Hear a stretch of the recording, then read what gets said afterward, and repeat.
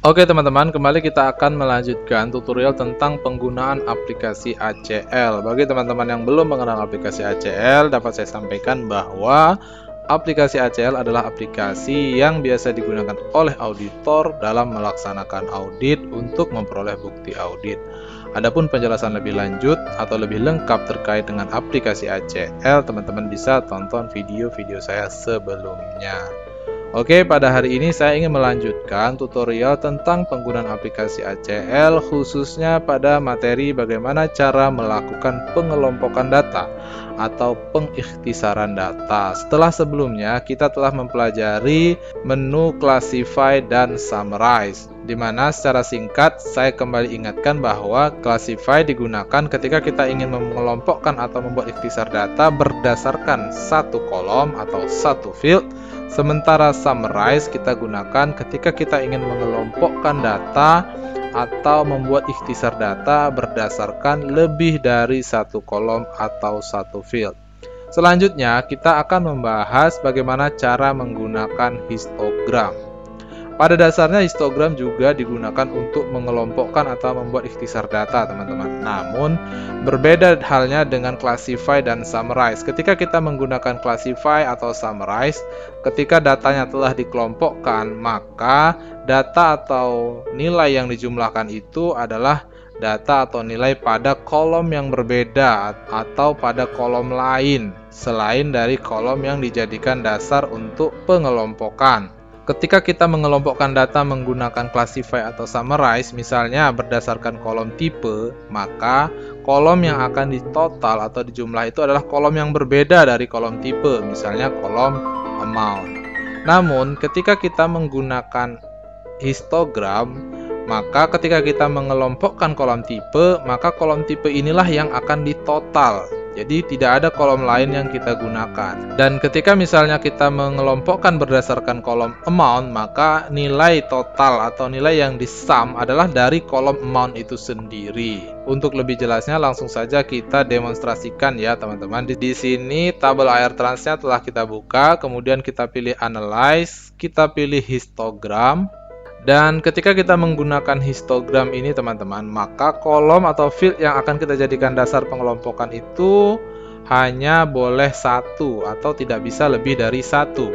Dan di sini terdapat perbedaan teman-teman. Ketika kita menggunakan kolom atau field yang memiliki karakter number, misalnya amount, maka di sini tersedia fitur berupa interval dan nilai minimum dan nilai maksimum untuk kita kelompokkan, atau kita juga bisa lakukan secara custom.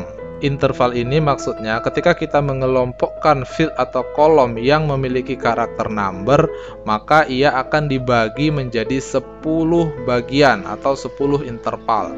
Misalnya ketika kita menggunakan amount, dan di sini juga kita harus mengisi nilai minimum dan nilai maksimum. Misalnya di sini kita ingin mengisi nilai minimumnya 10 dan nilai maksimumnya 1000.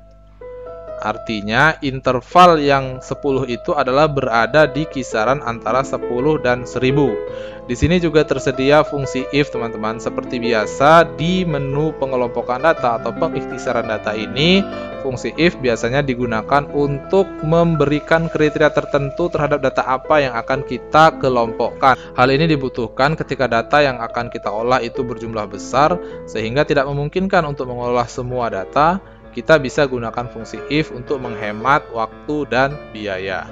Kemudian kita bisa langsung pilih outputnya.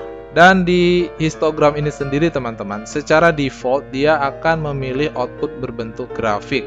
Karena memang histogram itu pada dasarnya digunakan untuk menyajikan informasi dalam bentuk grafik. Namun kita juga bisa sajikan dalam bentuk screen. Tapi karena histogram itu memang diperuntukkan untuk grafik, maka kita akan contohkan dalam bentuk grafik.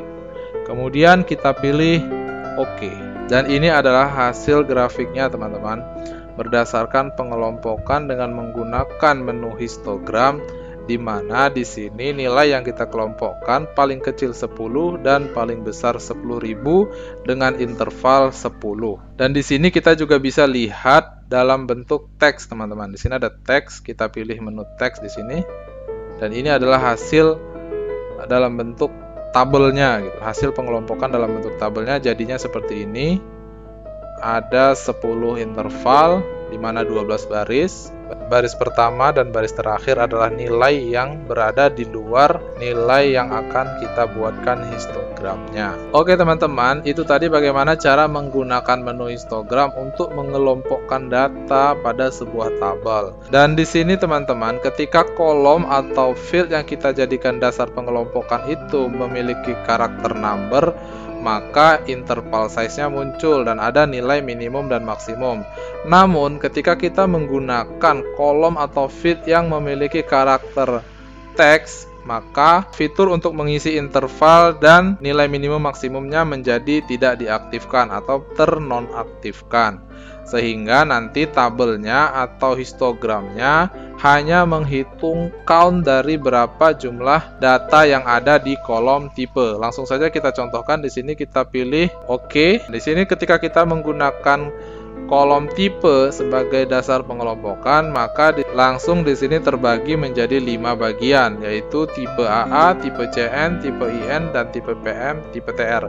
Sedangkan garis yang ke atas ini adalah menunjukkan jumlah dari masing-masing tipe ini, teman-teman. Jadi di sini terdapat sedikit perbedaan ya, teman-teman, ketika kita menggunakan histogram untuk mengelompokkan data berdasarkan kolom yang memiliki tipe teks dan tipe number. Ketika tipe teks, dia langsung pilihan interval dan nilai minimum maksimumnya ternonaktifkan. Namun ketika kita menggunakan kolom atau field yang memiliki tipe number, maka interval size dan minimum maksimumnya menjadi aktif kembali.